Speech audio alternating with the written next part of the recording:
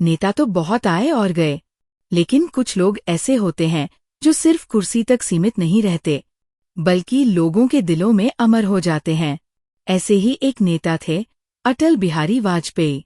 एक राजनेता, एक कवि, एक दूरदर्शी विचारक, जिन्होंने भारतीय राजनीति को एक नया रास्ता दिखाया।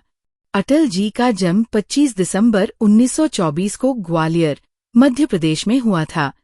उनके पिता एक स्कूल टीचर थे और घर का माहौल पढ़ाई लिखाई वाला था। बचपन से ही अटल जी को कविता, भाषा और देशभक्ति में रुचि थी। उनकी सोच में भारत सबसे पहले था और वही सोच उनके पूरे जीवन का आधार बनी। 1957 में पहली बार वे सांसद बने। उस समय वो जनसंघ से जुड़े हुए थे, जो बाद में भारतीय जनता पार्टी का रूप बना। उनकी राजनीति मुद्दों पर आधारित थी, न कि किसी के विरोध पर। उनका एक प्रसिद्ध वाक्य आज भी लोगों को याद है, सरकारें आएंगी जाएंगी, पार्टियां बनेंगी बिगड़ेंगी, लेकिन ये देश रहना चाहिए, इस देश का लोकतंत्र अमर रहना चाहिए। अटल जी 3 बार भारत के प्रधानमंत्री बने। पहली बार 13 दिन के लिए, दूसरी बार 13 महीने के लिए और तीसरी बार पूरे 5 साल के लिए।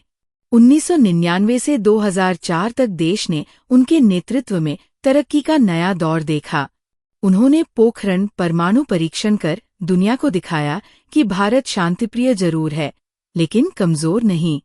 उनकी सोच से निकला था गोल्डन क्वाड्रिलैटरल, यानी चारों दिशाओं में फैले हाईवे, जिसने भारत के इंफ्रास्ट्रक्चर की तस्वीर ही बदल दी।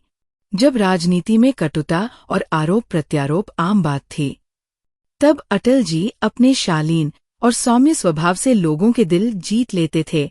वो जितना अच्छा बोलते थे, उतनी ही सुंदर कविता भी लिखते थे। उनकी ये कविता आज भी लोगों के मन को छू जाती है।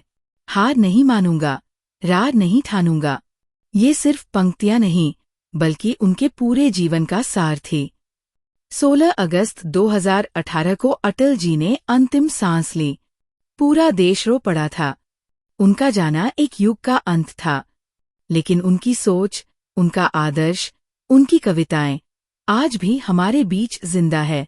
अटल बिहारी वाजपेयी सिर्फ एक राजनेता नहीं थे, वो एक सोच थे, एक दिशा थे, जो हमेशा याद किए जाएंगे।